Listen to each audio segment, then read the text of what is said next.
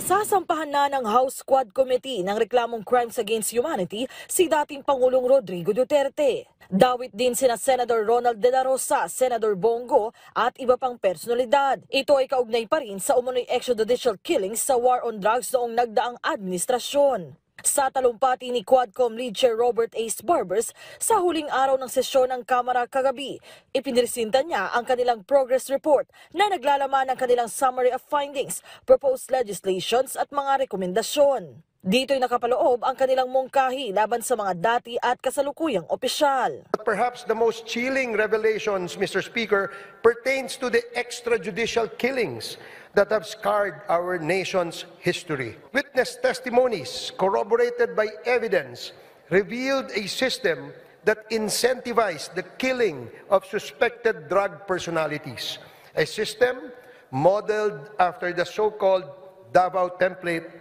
and replicated nationwide. Gate ni Barbers, hindi pa tapos ang kanilang trabaho. This report is not merely an account of our work, Mr. Speaker.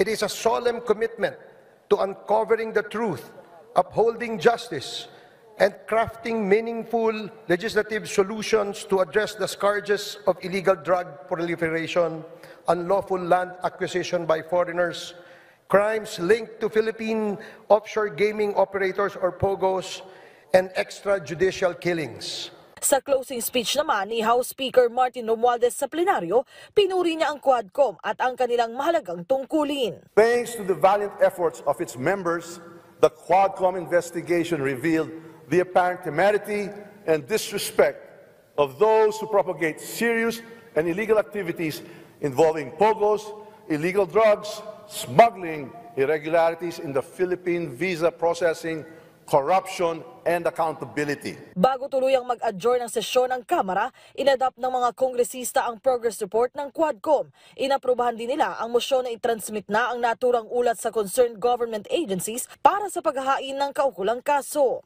Sa isang pahayag ni Senator Go, ipinauubayan na niya sa korte ang magiging pasya kung sakali mang masasampahan siya ng kaso. Ganito rin daw ang paulit-ulit na sinasabi ni dating Pangulong Duterte. Si De La Rosa muli namang iginiit na paninira lang sa kanila ito. Bumuelta rin si Davao City 1st District Representative Paulo Duterte na inirekomenda ng imbestigahan naman ukol sa isyu ng iligal na droga.